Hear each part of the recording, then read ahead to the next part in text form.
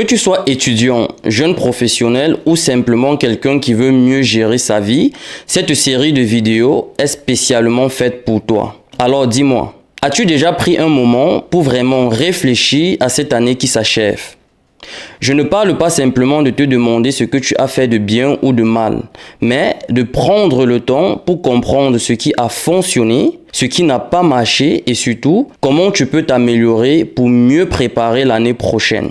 Ma mission est simple. À travers cette série de 5 à 6 vidéos, je vais te guider dans un processus simple, étape par étape, pour t'aider à faire un bilan complet de ton année et poser les bases nécessaires pour réussir la suivante. La vérité, c'est que si tu ne prends pas le temps d'analyser ton parcours, tu risques de reproduire les mêmes erreurs et de rester coincé au même endroit. Et je suis profondément persuadé que ce n'est pas ce que tu veux. Voici ce que nous allons explorer ensemble dans cette série.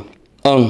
Nous allons identifier tes réussites afin de construire une base positive solide. 2. Nous allons analyser ce qui n'a pas fonctionné pour comprendre tes erreurs, les corriger et t'améliorer. En 3, nous allons identifier tes habitudes. Le but, c'est de découvrir ces habitudes qui contribuent à la réalisation de tes objectifs et celles qui entravent ton chemin. 4. Nous allons revisiter tes objectifs pour nous assurer que tes ambitions sont parfaitement alignées avec ce que tu veux vraiment. Dans la 5e vidéo de notre série, je vais te montrer comment te projeter dans l'avenir. L'objectif, c'est de mieux planifier tes priorités pour construire une année réussie. Et en bonus, je vais t'aider à créer une routine de révision mensuelle. Il s'agit d'un système simple pour te permettre de rester aligné avec tes objectifs tout au long de l'année. Alors, prends un stylo, un carnet ou tout ce qui peut t'aider à prendre des notes et commençons. Étape numéro 1 de notre bilan. Identifier et célébrer tes réussites. Dans la vidéo d'aujourd'hui, nous allons faire un bilan complet des aspects positifs de ton année.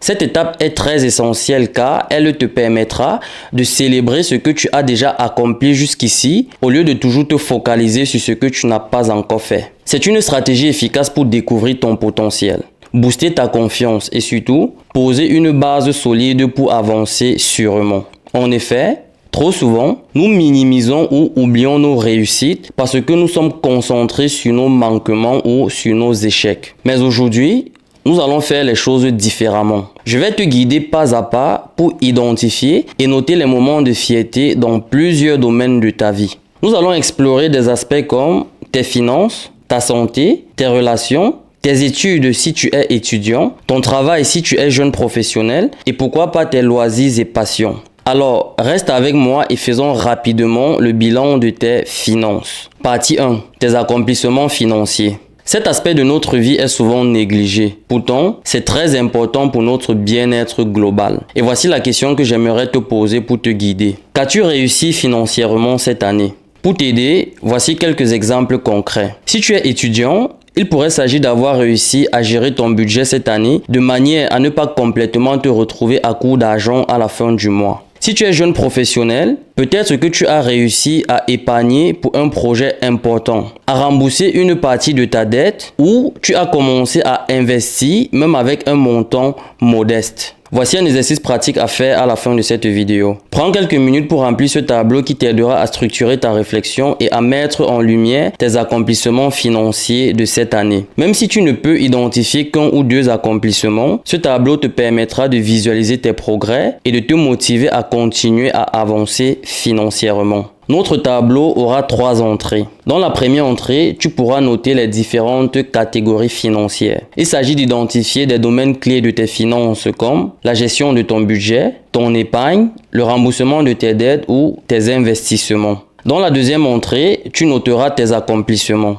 Il s'agit d'inscrire les réussites que tu as eues cette année dans chaque catégorie, même si elles te semblent modestes ou insignifiantes. Et dans la troisième entrée, tu noteras l'impact sur ta vie. Il s'agit d'écrire ce que cet accomplissement ou ces accomplissements ont changé ou amélioré dans ta vie, pour te rappeler pourquoi c'est une victoire. Tu pourrais arriver à un tableau comme celui-ci. Catégorie financière. On a gestion de budget, épargne, remboursement de dettes, investissement. Accomplissement. J'ai réussi à gérer mon budget chaque mois. J'ai économisé 50 € chaque mois. J'ai remboursé la moitié de mon prêt étudiant. J'ai ouvert un compte d'investissement. Impact sur ma vie. Je ne me suis pas retrouvé à court d'argent. J'ai assez d'argent pour un projet important. Je ne stresse plus à cause des dettes. J'ai commencé à préparer mon avenir financier. Passons maintenant au prochain aspect, ta santé. Partie 2, tes accomplissements en matière de santé. J'aime souvent me répéter cette phrase. Une personne en bonne santé est une bénédiction pour elle-même, pour sa famille et pour sa communauté. En effet, la santé est le pilier de tout. Que ce soit physique, mental, émotionnel, psychologique ou spirituel, si nous négligeons notre santé, tout le reste en souffrira. Alors, la question que je vais te poser est la suivante. Qu'as-tu fait de concret cette année pour améliorer ou maintenir ta santé globale? Voici quelques exemples pour t'aider à réfléchir. As-tu commencé une routine sportive, même légère, comme marcher 30 minutes par jour ou faire quelques étirements le matin? As-tu diminué ta consommation d'aliments transformés et de sucre? As-tu pris des moments réguliers pour te détendre ou pratiquer des activités apaisantes comme la lecture ou l'écriture? As-tu appris à poser des limites dans tes relations pour préserver ta santé mentale? As-tu réduit ton temps sur les écrans pour favoriser ton bien-être? As-tu appris à mieux gérer ton stress ou ton anxiété? Es-tu en bon rapport avec Dieu, ton Créateur, ou avec tes croyances spirituelles? As-tu pris du temps régulièrement pour méditer, prier ou approfondir ta foi? Voici un exercice pratique à faire à la fin de cette vidéo. Prends le temps de remplir le tableau suivant. Et peu importe si tes réussites te semblent insignifiantes. Chaque effort compte et c'est en cumulant ces petites actions que tu construiras une santé durable. Comme dans l'exercice précédent, nous allons également avoir un tableau à 3 entrées. Dans la première entrée, tu dois noter les différents aspects de ta santé, c'est-à-dire ta santé physique, ta santé mentale et émotionnelle, ta santé psychologique et enfin, ta santé spirituelle. Dans la deuxième entrée, tu dois noter tes accomplissements. Exemple, j'ai commencé à marcher 3 fois par semaine. J'ai pris des pauses régulières pour lire ou écrire. J'ai réduit mon temps sur les écrans pour mieux me concentrer. J'ai prié chaque matin pendant 5 minutes. Dans la troisième entrée, tu dois noter l'impact sur ta vie. Exemple, je me sens plus énergique et moins stressé. J'ai retrouvé un sentiment de calme et de clarté. J'arrive à mieux me concentrer sur mes priorités. Cela m'apporte un sentiment de paix intérieure. Passons maintenant au prochain domaine de ta vie, tes relations. Partie 3, tes accomplissements relationnels. Nos relations jouent un rôle central dans notre bonheur, dans notre épanouissement et dans notre bien-être émotionnel, psychologique et spirituel. Elles sont comme des ponts qui nous connectent non seulement aux autres, mais aussi à nous-mêmes. Alors, voici 2 questions clés pour t'orienter. Qu'as-tu fait de concret cette année pour améliorer tes relations? Quelles relations t'ont particulièrement enrichi, soutenu ou inspiré? Voici quelques exemples pour te guider. As-tu repris contact avec un ami perdu de vue? As-tu renoué les liens avec un membre de ta famille? As-tu renforcé une relation familiale, amicale ou amoureuse en passant plus de temps de qualité ensemble? As-tu soutenu quelqu'un qui traversait une période difficile? Si tu es étudiant ou jeune professionnel, as-tu élargi ton cercle en rencontrant des personnes qui partagent tes ambitions ou t'encouragent à grandir? Voici un exercice pratique à faire à la fin de cette vidéo. Je voudrais que tu prennes vraiment le temps pour faire cet exercice, car les relations sont la richesse de la vie et chaque effort que nous faisons pour les nourrir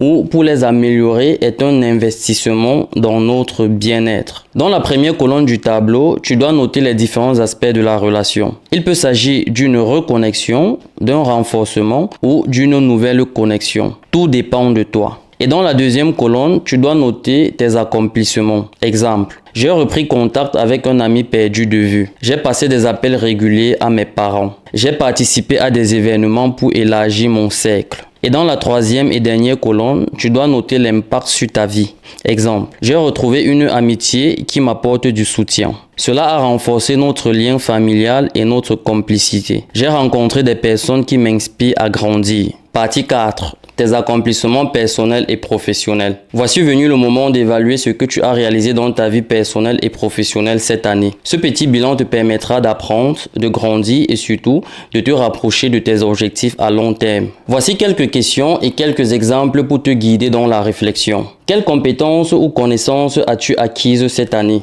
Qu'as-tu accompli dans tes études ou dans ton travail? As-tu réussi un examen particulièrement difficile? As-tu suivi une formation en ligne ou appris une nouvelle compétence comme coder, parler une nouvelle langue ou maîtriser un logiciel? As-tu terminé un projet professionnel important qui te tenait à cœur?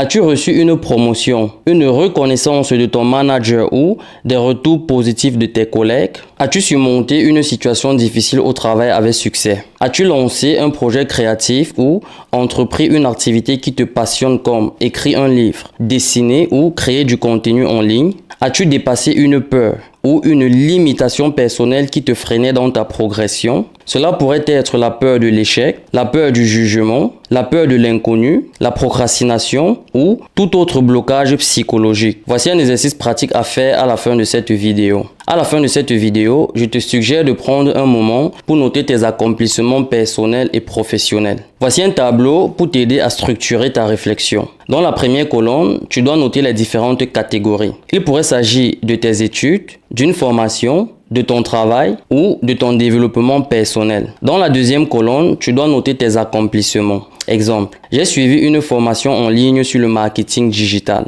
J'ai terminé un projet important avec succès. J'ai lancé ma propre chaîne YouTube. Dans la troisième colonne, tu dois noter l'impact sur ta vie. Exemple, j'ai amélioré mes compétences et renforcé mon CV. Cela m'a apporté des retours positifs de mon manager. Cela m'a permis d'exprimer ma créativité et d'apprendre de nouvelles compétences. Après avoir rempli ce tableau selon ta convenance, j'aimerais que tu prennes le temps pour te féliciter de ces accomplissements. En effet, ils sont le fruit de tes efforts et de ton engagement et tu le mérites vraiment. Nous n'allons quand même pas terminer ce premier bilan sans mentionner ce qui apporte de la couleur et de la légèreté dans ta vie. Je parle évidemment de tes passions et de tes loisirs. Partie 5. Tes accomplissements liés à tes passions et loisirs. Ces petits moments de plaisir, bien que souvent perçus comme secondaires, jouent un rôle crucial dans notre épanouissement personnel et dans notre équilibre mental. Alors, cette question est pour toi. Qu'as-tu fait cette année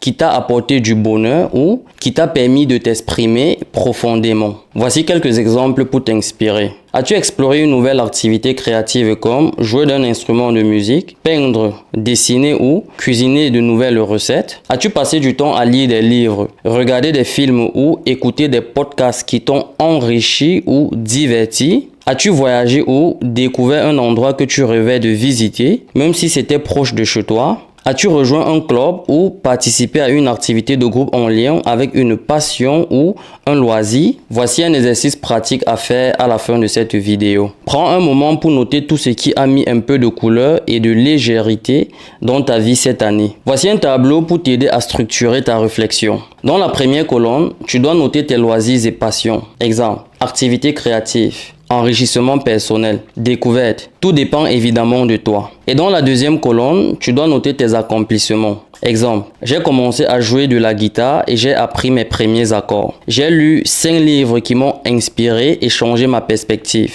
J'ai découvert un parc près de chez moi et j'ai pris l'habitude d'y marcher tous les dimanches. Dans la troisième et dernière colonne, tu dois noter l'impact sur ta vie. Exemple, cela m'a apporté de la joie et un sentiment de progression. J'ai découvert de nouvelles idées et une nouvelle vision. Cela m'a permis de me détendre et de me reconnecter avec la nature. Je voudrais que tu prennes vraiment le temps de célébrer ces petits moments de bonheur qui nous semblent souvent insignifiants. Pourtant, ils sont tout aussi importants que nos accomplissements professionnels ou financiers. Je ne saurais clôturer cette première vidéo de notre série sans te féliciter pour avoir pris le temps et le recul nécessaire pour intentionnellement identifier et reconnaître tes accomplissements de cette année. Tu as le droit d'être fier de toi, peu importe la taille de ces accomplissements. En effet, chaque petite réussite est une preuve palpable que tu fais bien mieux dans la vie que tu ne le penses et cela représente une base solide pour continuer à progresser. Alors, je voudrais que tu prennes un moment pour célébrer ces réussites, qu'elles soient personnelles, professionnelles, financières ou spirituelles. Ces efforts montrent que tu avances et c'est ce qui compte vraiment. Dans la prochaine vidéo, nous allons faire le bilan de ce qui n'a pas fonctionné cette année. Mais attention, L'objectif ne sera pas de te blâmer ou de te juger. Il s'agira plutôt d'apprendre de ces expériences pour avancer avec plus de clarté et plus d'efficacité l'année prochaine. Si cette vidéo t'a vraiment aidé à faire le point sur tes réussites, je t'invite à t'abonner pour ne rien manquer de la suite de ce bilan. Ensemble, nous allons explorer d'autres aspects de ta vie, te faire découvrir des outils concrets pour avancer et t'aider à construire une année encore plus épanouissante. Alors, clique sur le bouton s'abonner dès maintenant et rejoins-nous dans ce voyage vers une meilleure version de toi-même. Merci d'être resté jusqu'à la fin et surtout, prends soin de toi.